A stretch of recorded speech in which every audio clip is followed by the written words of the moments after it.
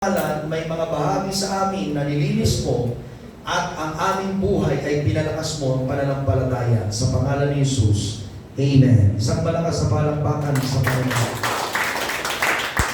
Amen. Ang ating teksto na ating binasa, mga kapatid, ay nangungusap sa nakaugalian ng ating Panginoong Jesucristo.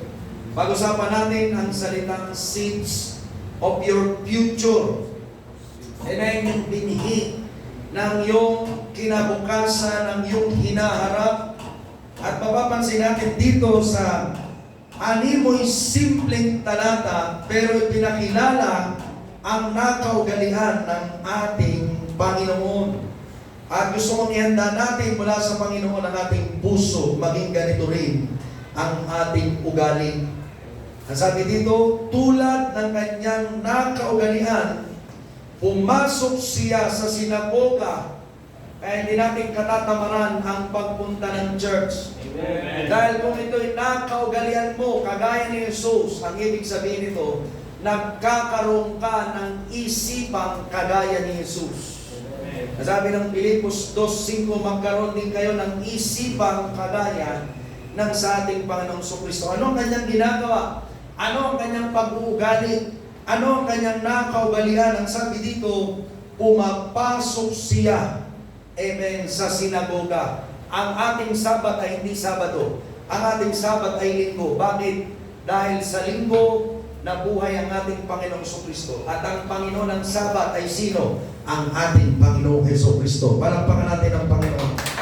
Kaya tayo'y nakikipagtagpo sa Panginoon kapag tayo pumupunta sa masamang church nagkakaisa. Can we say that? Amen. Kaya sa ating pagbubukas ng gawain, naririnig nyo sa ating talata, sa salita ng Diyos, pakibukas kayo sa akin.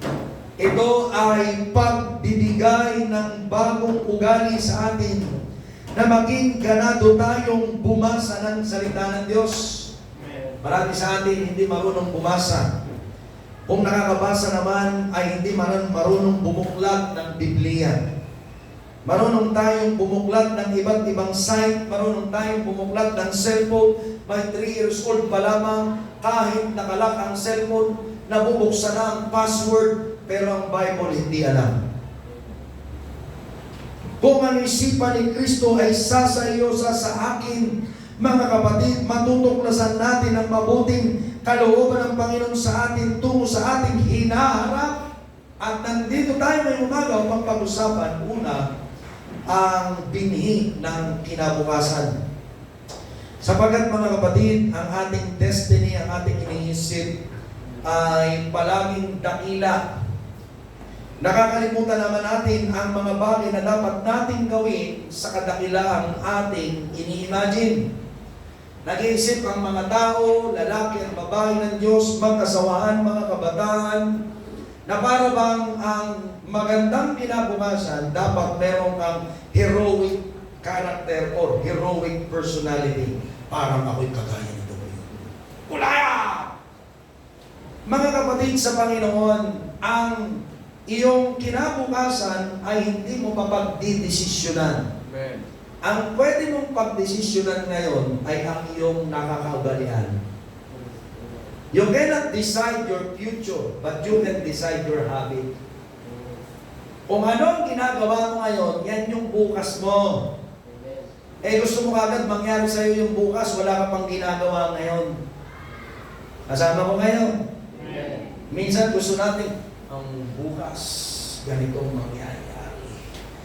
Ilang bagay, aking makakamit. Ay, anong ginagawa ko ngayon? Di ba?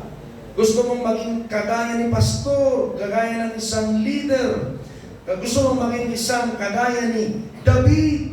Gusto mong magtagumpay sa buhay. Gusto mong magkaroon ng kasaganan. Wala kang ginagawa ngayon ayon dyan sa iyong iniisip na hinihingi mo sa Panginoon. You have to decide your habit, put it into action. Amen? Your conduct, your behavior, over and over. Dapat paulit-ulit mo yan ginagawa. Amen? Tingnan mo, kapag paulit-ulit ginagawa yung pagsisigarilyo, di ba may nakukuha sila? Amen? Tartar, bulok ng ngipin, ano ba? Sakit sa baga. Kung yung masama may nakakamit dahil araw-araw nilang ginagawa, gawin mong mabuti. Meron kang mapapala. Eh, ano yung ginagawa natin? Ibang habit, ibang ugali. May ginagaya tayo, mga kapatid, amen, na hindi naman ikatitibay ng iyong katawan o ikatitibay ng iyong pananampalataya. Tingnan natin ang ating Panginoon. Dumating siya sa Nazareth, verse 16, chapter 4, na kanyang nilakhan. Okay. Nandun siya sa lugar na kilala siya, mga kapatid sa Panginoon. Pwede niyang sabihin, kilala ko ng mga ito.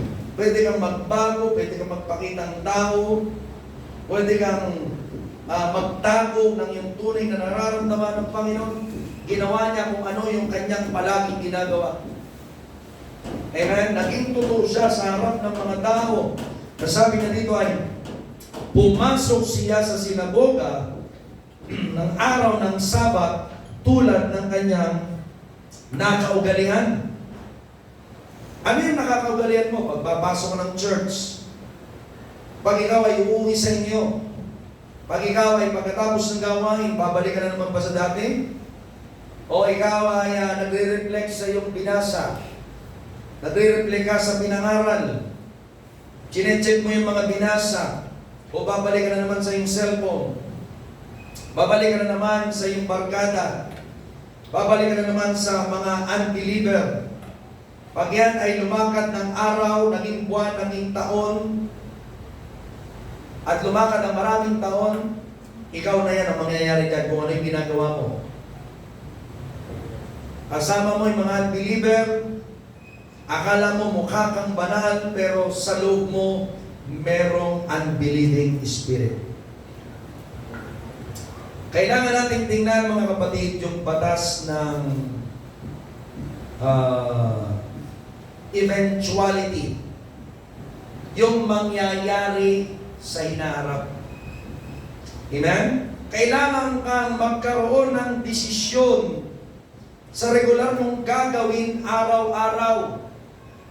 Kung gusto mong lumago sa relasyon sa Panginoon, gusto mong lumago sa pananampalataya, lumago sa isang bagay, lumago sa iyong tinatangkilik, lumago sa iyong ministeryo, sa iyong pag-aasawa, pagpapamilya, sa iyong trabaho, sa iyong pag-aaral. Amen? Merong law of eventuality. O anong ginagawa mo ngayon? Inihanda mong iyong sarili sa mangyayari sa hinaharap. O tingnan natin yung mga nagsisigarilyo. 3 pakete isang araw. Ano kaya sa tingin nyo ang mangyayari sa kanila? Di ba mga kapatid?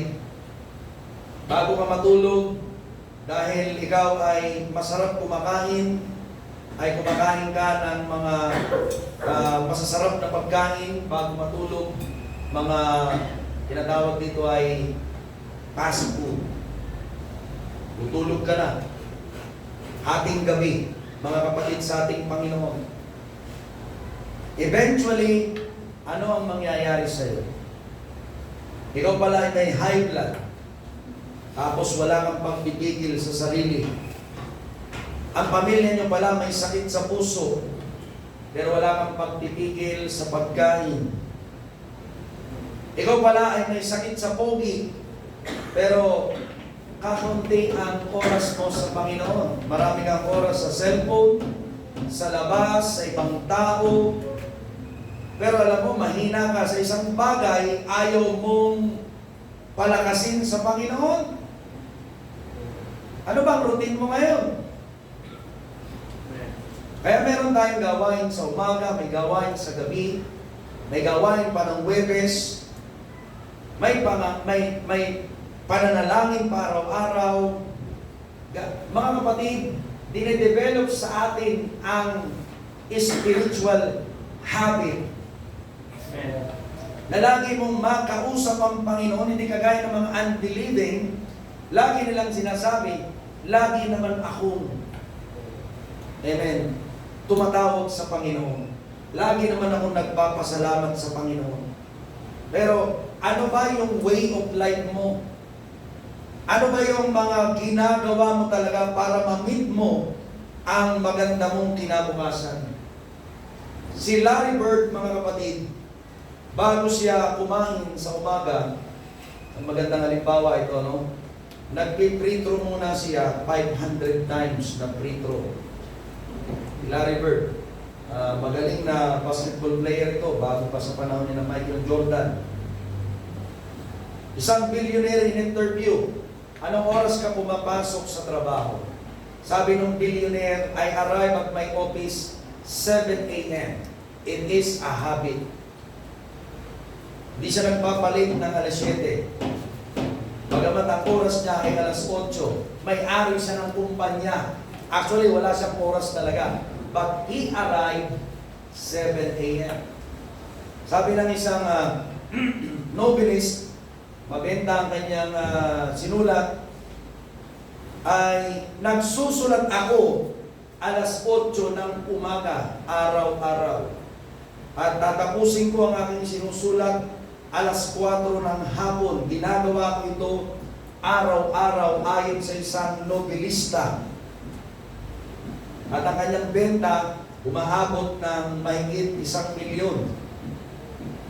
He has the habit of doing it daily, on time, with sacrifice. Kung totoo ito sa labas, totoo din ito sa ating buhay espiritual.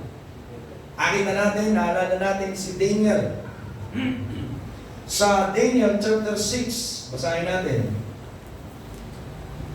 Daniel chapter 6, verse 10. Ang sabi dito, nang malaman ni Daniel ang kasulatan ay nalagdaan na, siya'y pumasok sa kanyang bahay na ang mga bintana ay bukas, paharap sa Jerusalem, at siya'y nagpatuloy na lumuhod ng 3 ulit sa loob ng 1 araw.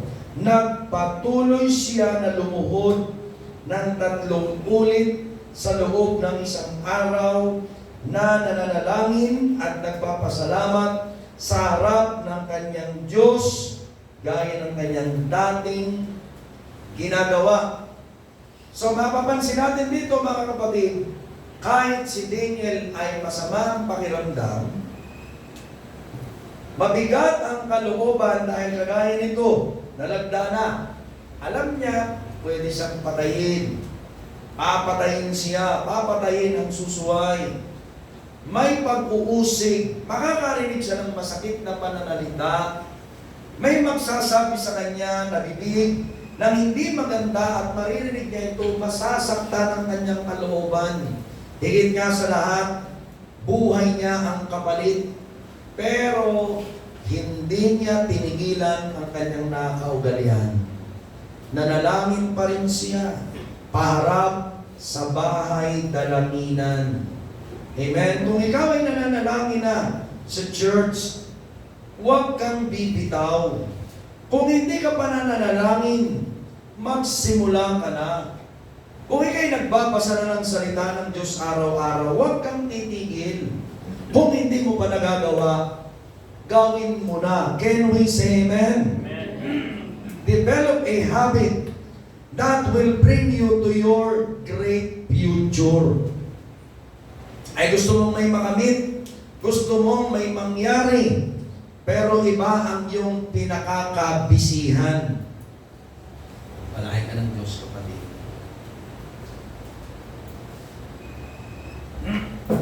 Saan ka busy ngayon? Saan ka busy? Yang kinabibisihan mo, gagawa yan ng kinabukasan mo. At kung ang kinabibisihan mo ngayon ay naghiwalay sa iyo sa Panginoong Jesucristo, sa dulo niyan, ganun pa rin at mas malayo ka pa sa Panginoon. Dahil ang take-off ng isang eroplano, pag yan ay 1 degree, nag-take off. Dahil malayo ang pupuntahan, yung 1 degree, magiging ilang kilometro. So sa halip na pupunta ka ng Maynila, mapupunta ka ng Bicol. Doon ka bababa. Bakit? Magkaiba ng destinasyon, Ang isipan mo ay papunta ka doon sa tamang destinasyon, pero mali ang ginagawa mo ngayon, mali ang maaani mo. Kaya ang Panginoong Hesus, titingnan natin ang kanyang buhay, masyado siyang busy, pero inuuna niyang manalangin. Tumatawag muna siya. Bago siya magpagaling, bago siya bumuhay ng patay, bago siya mangaral, bago siya pumunta sa iba't ibang lugar, kinakausap muna niya ang Ama.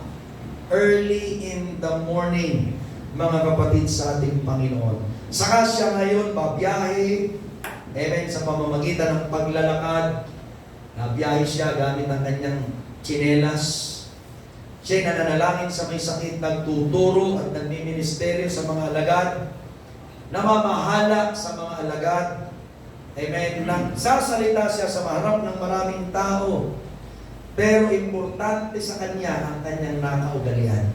Kaya pagpasok niya dito sa ating teksto, gaya ng kanyang nakaugalian, sa lugar na kanyang nilakhan ang Nazaret, amen, pagpasok niya ng templo, araw ng pagsamba, amen, tumindig siya at bumasa. Ay nakakalungkot ngayong panahon ito, ang mga anak ng Diyos sa halip na mag-pray pagdating sa church, nag-check ng cellphone, nag-check ng Facebook, tuwang-tuwa sa mga comment ng iba, pero hindi mo ba alam, may comment ng Diyos sa'yo? Ano sabi ng Panginoon? Hindi lahat ng tumatawag sa Kanya, Panginoon, Panginoon, ay papasok sa karin ng Diyos. Yan ang comment ng Diyos. Comment niya. Dahil pwede kang nasa church, pero ibang habit mo. Ang habit mo ay manligaw. Ang habit mo ay maghanap ng mali ng iyong kasama. Ang habit mo ay matulog. Ang habit mo ay magyaya ng iyong mga kapatid, pamamasyal. Pero yung paghayo, hindi ka naman makasama. Sakit naman yan, Pastor. Siyempre, habit ang pinag-uusapan natin. Ano pang pag-uusapan natin? Amen? Parang yan, alam mo, ikaw ay, sabi ko nga, meron tayong, yung iba ay may dugo ng pamilya na may mga sakit. Pero hindi tayo nag-iingat sa pagkain. Kain ng maaalat, kain ng matataba. Mga kapatid sa Panginoon, bakit ko ito sinasabi? Dahil may panganib sa nakaugalian. Yan ang ating pangalawang pag-usapan. May panganib sa nakaugalian. Can we say amen? Lalo na kung ito ay inuulit-ulit mong nakaugalian. Alam mo yun, tumanggap ka na sa Panginoon, sabi mo, nagsisisi ka na, pero binabalik-balikan mo pa yung kasalanan. Sinisilip mo pa sa Facebook, sinisilip mo pa sa Messenger, sinisearch mo pa yung pangalan ng ex mo, ng kaibigan mo, ng kagalit mo. Tingnan ko lang, salita ka ng masama sa akin, tingnan ko lang sino nakakaangat sa atin ngayon. Tingnan mo ang profile mo. Tapos bigla mo nakita, nasa Boracay, black. Kasi, di ba? Nainggit ka tuloy. Hahanap mo. Amen? Dahil competition ang hinahanap mo. Amen? Pera ang hinahanap mo. Sagot sa problema mo, pero ayaw mong hanapin sa Panginoon. Pwede kang tulungan ng Diyos. O gusto talaga natin tayo ay sumagana, mga kapatid, kailangan natin magtrabaho sa Panginoon. Kailangan natin magsikap, piliin natin, mga kapatid, ang mga bagay na tayo ay masusubok, ang mga bagay na tayo ay masasanay. Yung ikaw ay nahihirapan, diyan ka pagpapalain. Pag ikaw ay nasasaktan sa mga turo ng Panginoon, diyan ka lalakas dahil ikaw ay nasusubok, ikaw ay natuturuan. Pero pag ikaw ay okay lang sa'yo, ay mga kapatid, delikado yan. Pinalalampas mo ang aral ng Diyos. Meron kang magandang destiny, pero ayaw mong gumawa ng magandang desisyon. Good decision making. Kaya, yan na lang. Sila na lang muna. Okay naman eh. Kahit naman hindi pa ako humahakbang, kahit hindi pa naman ako nagbibigay, kahit pa naman ako hindi pa ako humahayok, Kahit hindi pa naman ako nagpapatotoo, nagliligtas pa rin naman ang Diyos eh.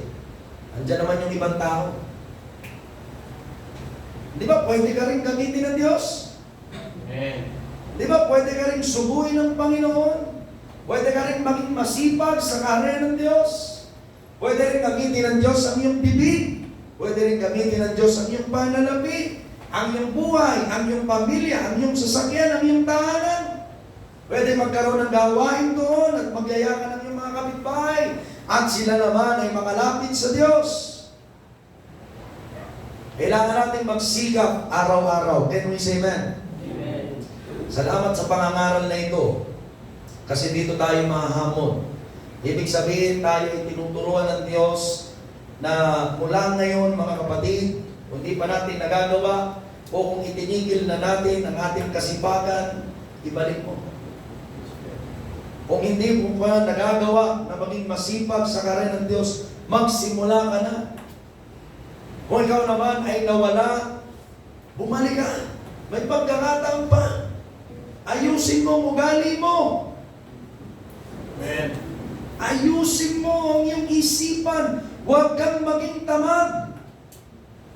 Proverbs chapter 24. Tingnan natin itong bad habits na to. Itong dangerous habit. Sabi dito sa chapter 24 verse 33. Pagkatapos ay nakita ko ang aking 33, kaunting tulog, kaunti pang pag-idlip, kaunting paghalukit ng mga kamay upang magpahinga, at darating ang iyong karanitaan na parang magnanakaw, ang mga kahirapan na parang taong may sandata. So, ang kahirapan pala ay naiinganyo kapag tinatamad tayo. Ulitin ko, naiinganyo, nahihikayat ang katamaran, ang kahirapan sa pamamagitan ng katamaran. Kapag nakikita ng espiritu ng kahirapan, ang espiritu ng katamaran sa isang tao, lalo siyang magdadagdag ng kahirapan sa iyo. Amen? At ang mangyayari dito, lalo ka naman ngayong tatamarin, lalo kang hahalukit-kip, lalo kang magpapahinga, lalo mong mararamdaman yung sakit ng katawan mo, yung sakit ng ulo mo, yung hirap mo, yung pagod mo, halukit-kip, ninanamnam yung nararamdaman ng katawan ng laman. Di mo alam, amen, pinapaypayan ng kaaway ang espiritong yan para lalo kang maghirap. Sa halip na lumago ay hindi lumalago dahil may nananakaw sa iyo. Yung oras na pwede kang may magawang dakila, hindi mo nagagawa. Nagiging kang isang maliit, amen, na tao na gumagawa lang ng mabuti sa panahong gusto mo. Masakit ito na marinig. Amen ba mga kapatid? Pero kailangan natin ito. Mga kapatid, kapag pinipili lang natin kung kailan tayo gagawa ng mabuti, kung kailan lang gusto natin, hindi tayo lalaki. Ikaw mismo, hindi ka magiging matino, hindi ka magiging matalino, marunong, dakila, hindi ka magagamit sa mas malawak na gawain o mabungang relasyon mo sa Panginoon. Kasi nga, ginagawa mo lang ang mga bagay na dapat gawin occasional. Araw ng linggo, linggo lang. Eh yung Lunes hanggang Sabado, anong ginagawa mo? Hindi pwedeng isang araw ka nasa Diyos, 6 days ka nasa kaaway.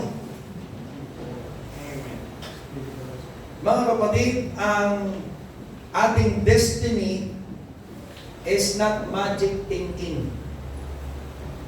Diba? Abracadabra. Para bang iniisip natin, kahit naman pa paano, mangyayari pa rin yan. Kahit wala akong ginagawa. Kapag wala tayong ginagawa, hindi mangyayari. Kapag may ginawa ka naman na bahagya na, may mangyayari. Bahagya na. Pero kapag ginawa mo ito kumpleto, pinagsikapan mo kahit nahihirapan ka, ang kapalit niyan ay dakilang tagumpay. Palampakan natin ang Panginoon. Kaya ang Panginoon hindi nagbago, kaya napakagandang halimbawa nito sa atin, ang Panginoong Jesucristo, at tunay na ating dakilang guro at Panginoon na pag dumadating siya sa kanila, sa kinalakhan niya, ibig sabihin sa lugar ng kanyang magulang, ni Maria at ni Jose at ng kanyang mga kapatid, hindi siya nagbabago. Yung ginagawa niya dati, ayon sa kalooban ng Ama na nasa langit, ay ginagawa niya sa tuwing uuwi siya sa kanila. Kaya, uuwi tayo mamaya. Ano makikita ng pamilya natin sa atin? Pag yung dating ugali, sasabihin nila, oy, alam mo na yan. Pero kapag nakita sa iyo bago, yung nakaugalian mo sa Panginoon, babasa ka ng Bible sa bahay, nagpe-pray ka rin doon, bukod dito. Dito binabago ka, natututo ka magpakumbaba sa Panginoon, kaya ka nag-aaltar po, nagiging kang mahinaon, pag-uwi mo sa inyo, dala mo yung ugali nyo, kahit nakarinig ka, sagot mo lang, pinagpe-pray ko po kayo palagi. Marahang tinig. Pinagpe-pray ko po kayo palagi. Maunawaan niyo po pagdating na namin. Sa ngayon, pinagpe-pray ko po kayo palagi. Kahit masakit na yung narinig sa'yo. Can you say amen? Amen. Sapagkat ikaw, alam mo, ganado ka. Mamaya, ahayo ka na naman. Mamaya, magbabasa ka na naman ng salita ng Diyos bago ka matulog.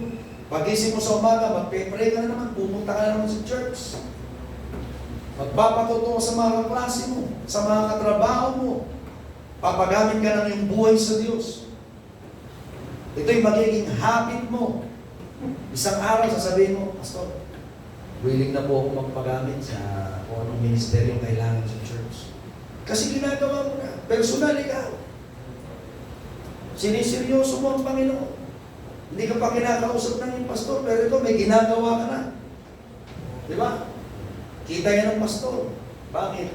Bawat espiritu nyo na nakapit sa pastor. Dahil ang espiritu nyo kinakausap ng Diyos. Tandaan nyo, sabi ng Panginoon, magbibigay ako ng pastor ayon sa aking puso para sa inyo. Nakakandilig sa inyo ng kaalaman at tunawan. Kaya minsan, tinatago natin, pangiti-ngiti tayo, pero ayaw mong aminin, may malaki kang pinagdadaanan. Pero kung inaamin mo, naipapanalangin ng mas mabuti. Eh, ba't di tayo nagsasalita? Pride kasi yan. Ayaw nating mapaya. Alam ni Pastor, malakas ako. Diba? Gusto mo ipakita, ikaw ay okay, pero may problema ka. Mga kapatid, ang tagumpay natin ay hindi magic thinking, bad habits yan. Dapat nahingi ka talaga ng prayer, trabaho mo yan eh. Pag hindi ka tinatrabaho ng pastor, ibig sabihin, ayaw mong magtapat sa pastor, ayaw mong sabihin sa kanya yung problema. Ano yung papanalangin mo, Lord, pagpalahan mo si brother? Yung pala, may iba pang dinidin ng Diyos sa'yo. May ugali. May lumang pagkatao. Aminin mo. Can we say amen? Amen. Sapagat ang ating kinabukasan, kailangan nating tukuyin. Ano ang gusto mong marating ngayong umaga? Kailangan mong tukuyin. Hindi ikaw magdedesisyon sapagat nasa kamay ng Diyos. Pero pwede kang humingi sa Diyos. Tukuyin mo. Lord, sa araw, gamitin mo po. Lord, bigyan mo po ako ng mabuting pamilya. Lord, bigyan mo ako ng mabuting trabaho na gagamitin mo sa karya mo. Patibayin mong ugali ko. Ang aking dating ugali alisin, bigyan ako ng bagong pagkatao. Yung beatitude, maranasan ko, Panginoon, para makita ang katauhan mo sa akin, ang ikay ng katawang tao, makita rin sa akin, Lord. Amen. Kung humihingi lang tayo, Lord, bigyan mo kami ng bahay, bigyan mo kami ng kotse, bigyan mo kami ng posisyon. Mga kapatid, anong klaseng future yan? Hindi mo yan madadala sa langit. Pwede mo nang magawa yan, makamit. magsipag ka na may tiwala sa Diyos. Pwede mo na yung makamit. Maging determinado ka na nagtitiwala sa Panginoon, makakamit mo na yan. Pero yung pagkatao, pananampalataya, yung pag-ugali, yung pagkilos, sa Diyos mo yan makakamit. Pero yung kasaganaan, ewan ko lang sa'yo. Baka hindi ka nagtatrabaho ng mabuting trabaho. Determine your future, mga kapatid, sa ating pagtatapos by deciding your destination. Ang kinabukasan kasi, mga kapatid, ay tingnan mo yung pupuntahan mo. Hindi yung gusto mo lamang magkaroon, pero hindi ka nag-iisip, paano ka makaparuroon? Determine your future by deciding your destination. Minsan, nag-street preaching tayo, sinasabi natin yan, decide now, going to hell or going to heaven. Ganon din tayo. 1 year from now, 5 years from now, 10 years from now, ano ka na? O magkaanak ka tayo next year, next 2 years, next 3 years. Kung maging palanakin tayo at sinabi ng Panginoon, magkaroon tayo ng anak na 5. Ikaw naman, ano kaya ang ginagawa? What are you doing in the kingdom of God? Decide na. Sapagkat sa katawan ni Kristo, walang buntot, walang sungay. Meron paa, meron kamay, meron mata, may bibig, may tenga, may ilong, pero walang buntot. Wala ding sungay. Alam niyo na siguro ang ibig kong sabihin. Kaya kailangan mong idil ang iyong pagkatao, idil mo ang iyong buhay sa Panginoon. Umalis ka sa buhay na sinumpa at tumungo ka sa buhay na pinagpala. Amen? Hindi tayo nag-aamo na pray ka sa church na parang yan ay doktrina lang natin. Habit yan natin, ibig sabihin, buhay natin. Kaya anong buhay mo ngayong umaga? Amen? Deuteronomy chapter 30, verse 19. Tinatawagan ko ang langit at ang lupa bilang saksi laban sa inyo sa araw na ito, na aking inilagay sa harapan mo ang buhay at kamatayan, ang pagpapala at ang sumpa. Kaya't piliin mo at ng iyong binhi ang buhay upang ikaw ay mabuhay. Oh. Hindi lang ikaw, yung magiging habit mo,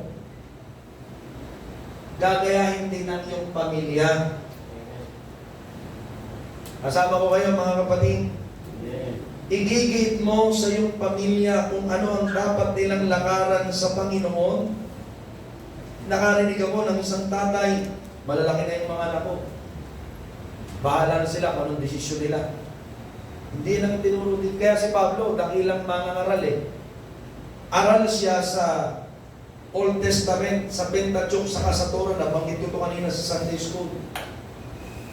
Mga kapatid, kaya gano'n na lamang siyang maglingkod, gano'n na lamang siyang sumamba, gano'n na lamang siyang matakot sa Diyos, at gano'n na lamang din siyang gamitin ng Panginoon. Bakit? Mga kapatid, sapagkat kung ano ang aral ng Diyos noong una, ay pinamumuhay natin at itinuturo natin sa ating pamilya. Hindi pwede yung malalaki na kayo, bahala na kayo, magdesisyon na kayo. Naligtas ka, nagbago ka, inayos ka, pinagpala ka, tapos pababayaan mo yung mga anak mo, pumili na ng gusto nila. Anong klaseng magulang yan? Anong klaseng tao yan?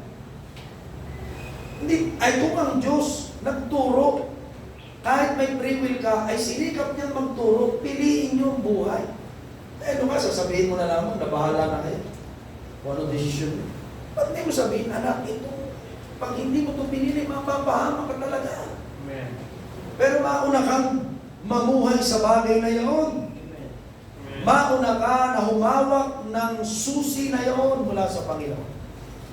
Para ikaw ay makarating sa iyong mabuting destinasyon. Dahil ang susing tanong, Ano ang dapat kong gawin para makarating doon? Ay, tanong mo na ba yan? Ang susi. Ano ang dapat kong gawin para magamit ako ng Diyos? Para kami ay mabuhay hanggang sa buhay na walang hanggan. Para kami ay kalugdan ng Diyos. Para kami sumagana. Para makaahon kami sa hirap. Para makalagan kami sa mga diksyon ng aking mga anak, ang aking pamilya. Ano dapat kong gawin? Ang problema, hindi natin ito tinatanong. Kaya merong miyembro ng pamilya natin, ganun pa rin dahil alam nila, hindi mo pinaglalaban ang iyong tinatanggap.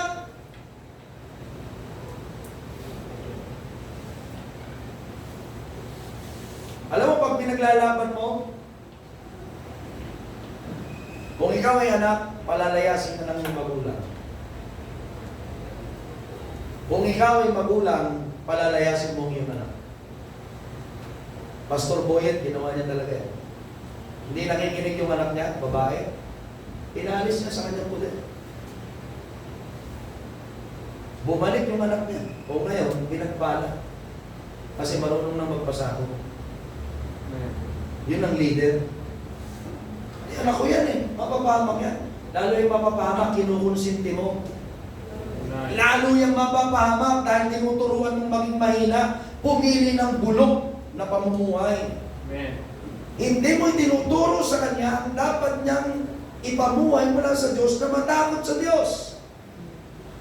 Gusto mong maging banal pero sa bahay mo mas marami ang unbeliever. Paano yan? Amen. Ano ka, si Daniel? Pastor, okay lang kasi ginagabayan ako ng Diyos para ako si Daniel. Nandun ako sa yungib ng leon. Tatahimik sila pag ako'y dumarating. Hindi lang tatahimik. Dapat susunod sila sa Panginoon. Amen? Amen. Mararamdaman nila meron kang paninindigan sa Diyos. Meron kang mabuting nakakaugalian. Diba? Gumagalang ka nun sa magulang mo. Nakakilala ka sa Diyos. Gumalang ka pa rin, pero magsipag ka. Hindi yung magalang ka. Pagdating mo sa bahay, tamad ka naman. Magalang ka, tamad ka naman. Suwail ka pa rin. Pamano-mano ka, paupo-upo ka, pero tamad kang utusan. Sumasagot ka kapag inutusan ka. Nagmamano po ka, nag-uupo ka pag may kailangan ka. Pero kapag kayong uutusan ka na, si ano na po, huwag na ako. What kind of habit do you have this morning? Confront your habit. Kaya sa ating ministry, mga kapatid, bihira ang ganitong ministry. Dito ka makakakita sa Father's House ng confrontational. Pagsasabihan ka talaga na kahit sa pangangaral, at hindi lang sa pulpito, sasabihin talaga sa iyo harapan. Amen. Sa iba, sa pulpito ipapangaral, may pangil, ang tatawang mangaral. Pero pagbaba sa pulpito, hindi na masabihan. Lalo na kung malaki ang binibigay. Matagal na yun sa church, baka umalis yan. Natatakot kang umalis sa church, kung madisqualify yan sa langit. Mga kapatid, yung madisqualify sa church, amen, huwag mo yung masyadong intindihin. Yung madisqualify sa langit, yun ang problema. Amen. Kasi pag iniintindi mo yung sa langit, igagalang mo din yung sa lupa. Dahil yan ang panalangin ng Panginoon Jesus. Kung paano sa langit, ganoon din sa lupa. So, confront your destructive behavior. Sabi sa Colosas, mga kapatid, isang teksto na lamang ito bago tayo magtapos. Malapit na. Sabi ng mga pastor, pag malapit na, may kasunod pa yan eh. Colosas 3:5. Sabi dito, patayin ninyo ang anumang makalupa na nasa inyo. Pakikapit, karumihan, masasamang kita, masasamang pagnanasa at kasakiman na ito'y pagsamba sa mga Diyos-Diyosan. O kaya ngayong umaga, pagkatapos nito, merong prayer and fasting ang mga manggagawa. May ini-impose natin para ma-bless ang church dahil kayo ay ginagamit to impart the Spirit of God para sa buong katawan. Kung tayo hindi na-bless dahil sa ating maling ginagawa, hindi ma-bless ng church. Kaya, tinitreat natin ang ating kaaway na kaaway. At kung kaaway natin ay ang ating katawan, ay dapat natin itong turuan. Kasama ko kayo mga kapatid. Hindi dapat ang ating ugali ang makahadlang sa gawain ng Diyos. We need to develop a good habit, mga kapatid. Sa papanong paraan yung mabuting ugali, magsimula ka na ngayon. Eh, masamang ugali yung narinig mo na ngayon, bukas mo gagawin. So, good habit is start now. Ibig sabihin, do not delay. Sabihin natin, do not delay. Tapos, pangalawang habit, amen, start small. Simula ka sa maliit and keep doing it. May ginawa kang isang bagay, maganda yan. Ituloy mo, huwag mong babaguhin. Tapos dagdagan mo. Tuloy-tuloy. Amen? Amen. Pag araw-araw mo yung gagawin, 365 days, 1 taon, 2 taon na, 3 taon na, laki na nang nangyari at nagbago sa iyong buhay.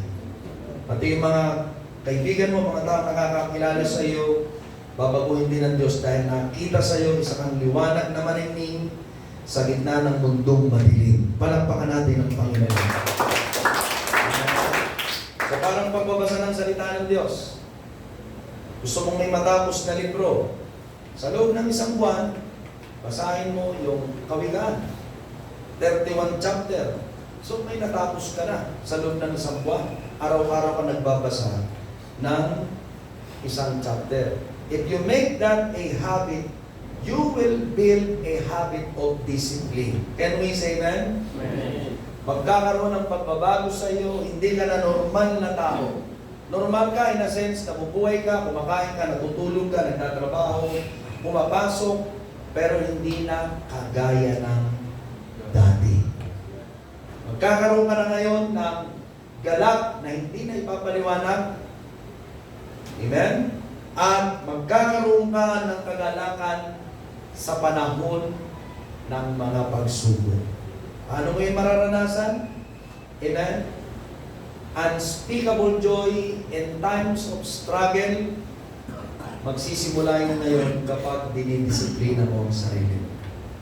Dahil nasusubok mo ang sarili mo mula sa Panginoon, tatatag ka araw-araw. Isang araw, ngumingiti ka na sa problema. Ano lang yan, dinaanan ko na yan. Alam ko na ang gagawin ko. Yakang-yak ka dahil sa Diyos. Amen. Amen? Magagawa ko ang lahat ng bagay ayon sa Kanya na sa akin ay nagpapalakas. Pilipos 4:13. Ito mo natin ating mga ulo, ibigit natin ang ating mga mata. Church, you can do more for God. Church, amen, you can be great because of Christ. Kahit ang ating Panginoon nagsabi, magagawa mo dakilang bagay, amen, nang higit pa rito, sabi ng Panginoon, sa Kanya nasusunod sa akin, sabi ng Panginoon. May mga mararanasan ka na malalaking bagay kung nagsusuko ka mula sa maliit patungo sa malaki. Kung umabang ka mula sa maliit patungo sa malaki. Kung dinidevelop mo ito na ugali, kagaya ng Panginoon, na isang magandang aral para sa atin, lalo na kung hindi ka pa nagsisimula, magagawa mo na ngayon. Kung ikaw naman ay nagawa mo na ito, bigla kang tumigil, nakalimutan mo, amen, sinasariwa ng Panginoon. Hindi ka kailangan tumigil, magpatuloy ka. Develop a habit to make, amen, a good habit. Magiging disiplinado, mahirap yan, pero tutulungan tayo ng Diyos. Kung ikaw naman ay nawala, amen, pwede kang bumalik na yan. Magsimula kang muli. Amen. Pwede bang yayain ka ng Panginoon na magsimula kang muli ngayong oras nito para sa iyong kinabukasan? Amen. Ang binhi ng buhay ay matanim at mag-udyok sa iyo ng mabuting bagay para ang kinabukasan ay yung makitang malinaw na kahit may pagsubok ka ngayon, ay lumalakad ka sa kalooban ng Diyos. Mangyayari ito, amen, as kung baguhin ng panawagan, mangyayari ito kung magsisisi tayo. Kung ngayong umaga, alam mo, may mali, nawala ka, tumalikod ka, nanghina ka, amen, marapat na ikaw ay bumalik. Marapat na ikaw ay magsuko. Marapat na sabihin mo, Panginoon, ito na. Sinusuko ko my bad habit. I repent from my bad habit, from my destructive habit. Ayaw ko na nito. Gusto ko na nung sa iyo. Na kung anong meron ka, kung anong nakaugalian mo, paano ka lumaki, paano ka naging masunurin, paano ka sumusunod sa kalooban ng Ama, ay gusto ko na rin ito. Mangyayari ito sa iyong pagtalikod. Amen. Sa maling kaugalian. Amen. O maling kaisipan na meron sa loob mo. Kung ikaw yan, bago o ikaw ay nawala, may mali, amen, nais kitang ipanalangin. Salamat sa kamay na yan. Meron pa ba? Salamat sa kamay na yan. Amen? May salamat sa kamay na yan. Meron pa? Salamat sa kamay na yan. Nangungusap ang Panginoon na yan. Sino pa po? Nangungusap ang Panginoon. Salamat sa kamay na yan. Purihin ang Diyos. Salamat sa kamay na yan. Hallelujah. God, amen, is talking to us this morning. Hallelujah. Touching every heart. Hinihipo niya ang bawat puso. Hallelujah. Meron pa? Amen. Kinakausap ka ng Diyos ngayong umaga. Amen. Lalo na sa mga bago. May mga bago sa ating kalagitnaan. Amen. Pwede bang anyayahan dito sa harapan, lahat ng nagtaas ng kamay, maging mga hinipo ng Panginoon, bago ka man, ikaw ay dati lang, amen, nais mo makipag-isa sa Panginoon at isuko ang mga lumang ugali. Amen. Dito tayo sa harapan, lalo na yung mga nagtaas ng kamay.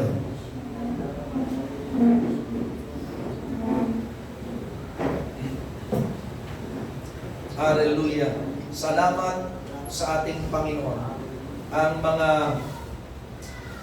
pinangusap ng Diyos sa atin ay tinatak sa ating puso ngayong umaga. Hallelujah. Meron pa, bukod sa nagtaas ng kamay na nandito sa harapan, meron pa, kinakausap ka ng Diyos, lumapit ka, ikaw ay magsisi ng kasalanan. Amen. Huwag tayong pumayag, mga kapatid, na ang puso natin ay maging malamig sa ating Panginoon. Hallelujah. Hallelujah. Habang ang huli nakatungo, matay nakapigil sa lahat ng nakatayo dito sa harapan. Amen. Nais ko nga mula sa puso nyo, kausapin natin ang Panginoon at gumawa tayo ngayon ng covenant. Amen. Na ang isusuko natin ay hindi na natin babalikan. Dahil ito ay nakakasira sa atin. Ayaw yan ng Diyos na nasa inyo. Alam yan ng Panginoon, ang isusuko mo ngayon, alam ng Diyos at nakita ng Diyos ang inyong mga puso. Salamat sa Panginoon, siya ang dakilang doktor. Umasa ka, siya ay nagpapatawad. Kaya kahilingan ng Panginoon ay huwag tayong babalik sa lumang lakad natin. Habang uli nakatungo, matay nakapigit, sabihin natin ito na may lumalabas sa ating bibig kasama po sa mga nasa online. Sabihin natin ito, Panginoong Hesus, ano bang ugali na nakakasira sa aking kinabukasan, di nakalulugod sa iyong harapan, aking sinusuko. Ano mang humahadla o pwedeng magpabagal sa aking landas tungo sa iyo, sa magandang bukas, masagana, masigla, at makapangyarihan, na pwede mong magamit, aking sinusuko. Ilagay mo ang bagong pagkilos, bagong pamumuhay, bagong pag-uugali na aking mahakbangan sa tulong mo ng iyong banal na Espiritu. Manahan ka sa akin, ipaalala mo sa akin ang araw na ito na anumang kasiraan, isinubo ko na. At ang bagong pagkatao, muli kong tinatanggap mula sa iyo. Samahan mo ko sa mabuting kinabukasan. Mula ngayon, ikaw ang mamahala.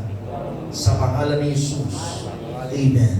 Dakilang Diyos, tulungan mo yung mga anak, Panginoon God, at ipaalala, God, ikaw ay hindi humahatol, bagkus nagbibigay ng kagaanan upang lumakad na matuwid sa iyong harapan ang bawat isa, Panginoon God, na nagsuko ng kanilang buhay ngayong umaga, Panginoon. Samahan mo sila maging matatag sa pagsunod, Panginoon. Ang bawat isa, O Diyos God, tulungan mo, God, tulungan mo. God, at ang mga paghatol ng kaaway, hindi nila marinig, Panginoon, o kung ito'y kanilang marinig, ipahintulot mo, God, maging magaan ang kanilang puso sa pagsunod sa iyo, Panginoon.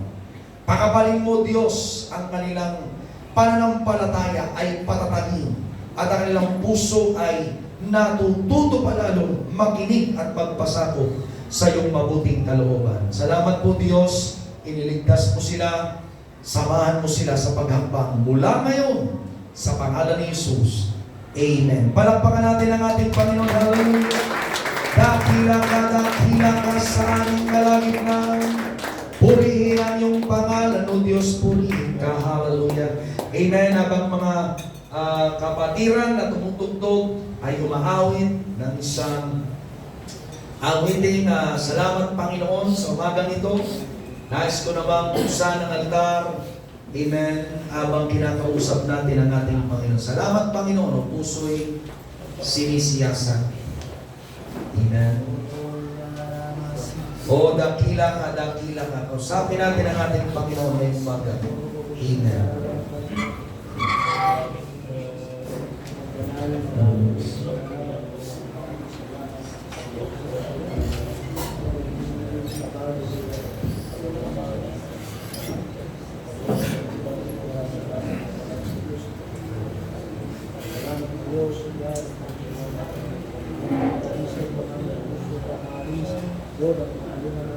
Salamat sa iyo, Panginoon.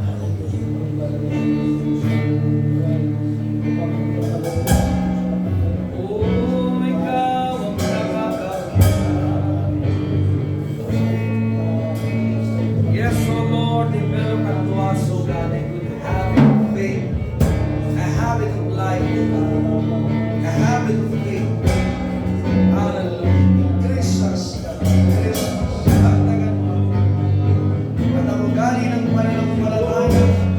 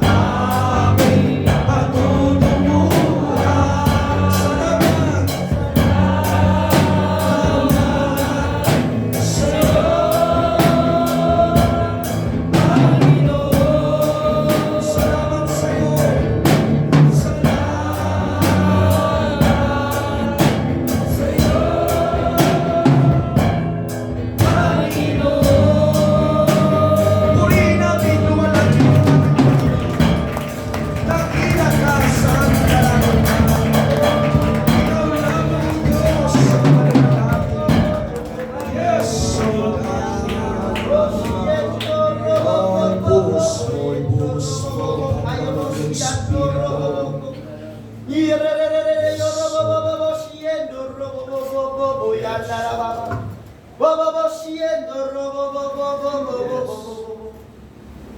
anak ko, huwag kayong matakot, huwag kayong magalinlangan, manatili kayong maging tapat sa akin, at manampalataya kayo, huwag kayong susuko sa mga pagsubok ng inyong pinagdaraanan. Iyon subok lamang sa inyo upang kayo'y maging dalisay at upang matanggap ninyo ang aking pangako. Huwag kayong manghinaan ng loob, huwag kayong matakot sa mga problema at pagsubok na inyong pinagdadaanan. Lumapit kayo sa akin, ako'y narito, ako ay buhay at makapangyarihan gaya ng aking pangako. Kung lalapit kayo sa akin, tutulungan ko kayo, aalisin ko kayo sa mga kabigatan ninyo, aalisin ko ang mga luma ninyong pagkatao. Ngunit huwag kayong matakot sa mga problema. Sabihin ninyo sa akin ang inyong mga problema. Ako ang tutugon, ako ang Diyos noon pa man. Nais ko na kayong tulungan, ngunit huwag kayong mag-alinlangan. Kung sasabihin ko sa inyo, maglilingkod kayo, paglingkuran nyo ako, sapagkat yan ang aking layunin sa inyo. Huwag kayong mag-alinlangan kung kayo ay daranas na maraming pagsubok, sapagkat hindi ko kayo pababayaan, tutulungan ko kayo, at sasabihin ko sa inyo, kayo ang aking mga anak na inilalaan ko sa aking kaharian. Ito ang sabi ng ating Panginoon. Ang ating Panginoon, dakila ka, O Diyos, dakila ka. Salamat Panginoon, hallelujah, hallelujah, hallelujah. Salamat sa Diyos sa kanyang kaluwalhatian. Amen. We need to develop that kind of habit. Ang ugaling yaon na laging nahahamon, kumikilos, amen, at nagpapatuloy, may gana, masigla sa Panginoon. Makita natin malinaw ang mabuting bukas mula sa Panginoon. Amen. Develop that kind of habit. Hallelujah. Tayo manalangin para kay Brother Nonoy. Amen. Ngayong umaga, samahan niyo ako. Dakilan Diyos, bigyan mo siya ng Espiritu, Panginoon, na hamon, Panginoon. Araw-araw, Diyos, kumilos para sa iyo, gumising para sa iyo, Panginoon.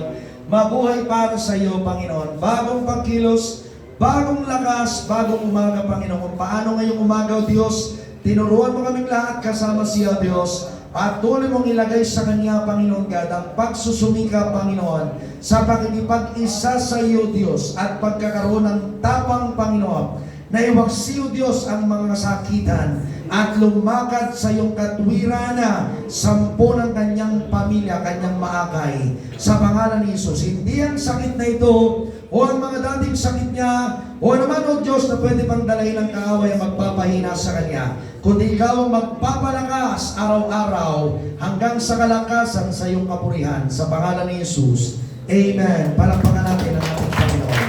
Hallelujah, hallelujah. Salamat sa Diyos, salamat sa Diyos. Tayo po ay tapusin sa panalangin. Pako na mangga. May nararamdaman ka? Mangga yung pako. Napacheck up mo na ba yan? Hindi pa. Isang linggo na ito. Oo nga, paga. Mangga ito dito. So anong nararamdaman mo? Anong hindi mo nagagawa dahil dyan? Ano ang hindi mo nagagamit pa rin? Ang napansin mo lang ay Makati. Tapos, pumapaga. Bumibigat. So, pag-pray natin, nagpapagana yung Panginoon, tandaan mo, Brother Julius, dahil hindi natin pinapayo na huwag nang magpa-check up. Okay?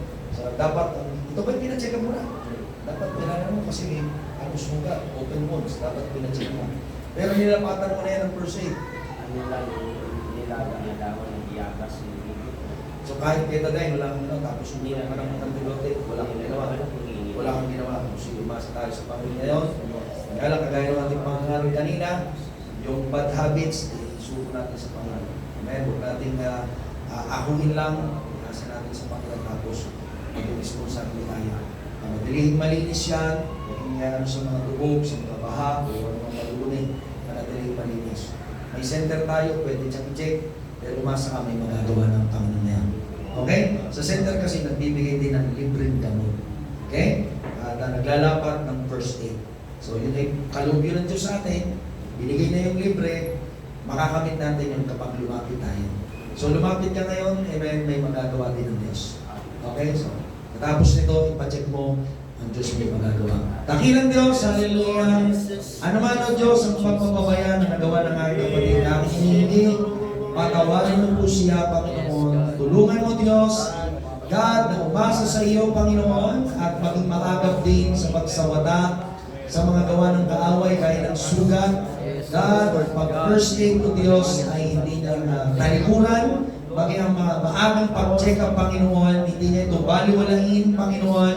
Alisin mo din ang extreme faith o Diyos. Kundi bigyan siya ng matuwid na pananampalataya. Ngayon pa lamang aking hinihingi, Panginoon, iparanas mo sa kanya ang iyong kaluguran na sa iyong pinagagaling, Panginoon. Ang sugat na ito, ang pangangati, ang pamamaga, Panginoon, ay hindi na lumaganap, hindi na kumalat, Panginoon. Maging malinis ang kanyang katawan sa infeksyon, Panginoon. Ngayon pala, kumpletong kagalingan sa sakit. Sa pangalan ni Jesus, yung pinagkaloob. Sa pangalan ni Jesus. Amen. Hallelujah.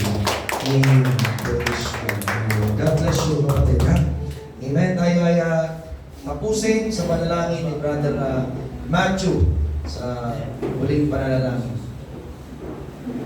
Amen. Tayo po'y manalangin sa ating Panginoon na magbanal na makapangyarihan sa lahat sa pangalan ng dakilang anak na si Jesus. Panginoon, maraming salamat po sa buong umagang ito, Panginoon, na kami po'y sinamahan ng iyong banal na Espiritu, nag-usap sa kalagitnaan ito, nagpahayag ng mga salita mo na nais namin, God, na mahakbangan ito, tulungan mo kami. Hindi namin kaya, God, kung wala ang iyong banal na Espiritu, Panginoon. Samahan mo, God, ang bawat isa, maalis ang bad habits, Panginoon.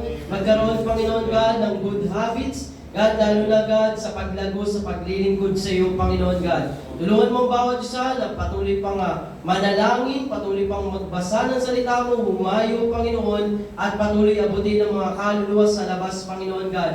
Ang mga natutunan namin, may sa puso namin ito, at magawa agad, Panginoon, hindi mag-antay, hindi ma-delay, Panginoon, God, kundi God, magawa namin sa iyong kalooban, Panginoon. Ingatan mo ang bawat isa sa kanilang pag-uwi, balik mo sila mamayang gabi, maging sa mga paghayo mamaya, samahan mo po, Panginoon. Ikaw magpala sa bawat isa, tugunin mo ang bawat isa, ikaw mong purihin sa pangalan ni Jesus. Amen. Amen. Praise God. Thank you.